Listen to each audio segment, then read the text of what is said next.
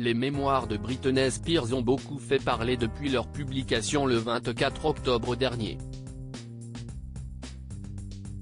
Les révélations fracassantes qu'elle a faites sur sa relation avec Justin Timberlake, qui a duré de 1999 à 2002, ne sont pas passées inaperçues.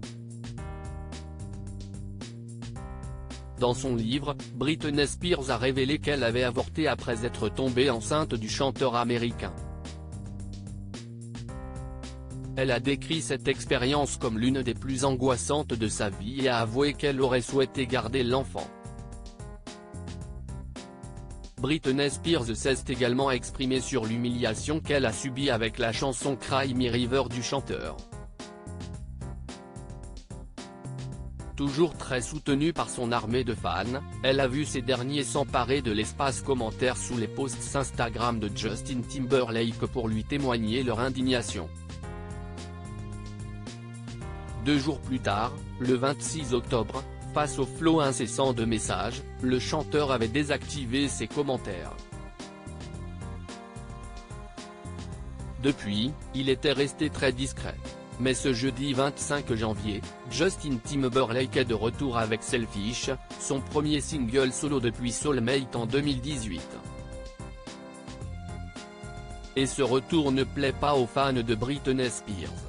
Pour se venger, ils écoutent en boucle la chanson du même titre de 2011 de la chanteuse pop, comme le rapportent nos confrères de Page 6.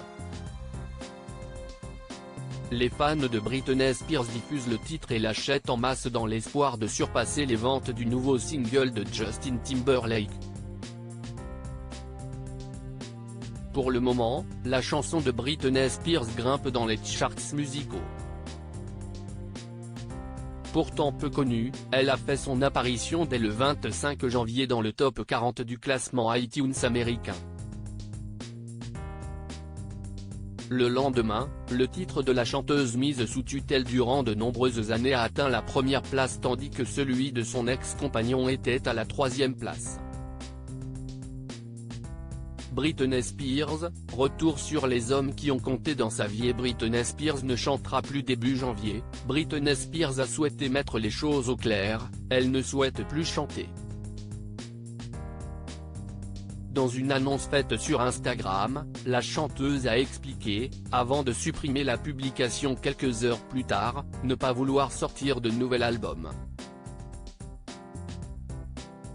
Comme l'ont rapporté nos confrères de Grazia, la chanteuse a affirmé, juste pour que ce soit clair, la plupart des nouvelles sont des conneries. Ils n'arrêtent pas de dire que je me tourne vers des gens au hasard pour faire un nouvel album. Je ne reviendrai jamais dans l'industrie musicale. Article écrit en collaboration avec 6 Media Crédit Photo, Femme et Flinet.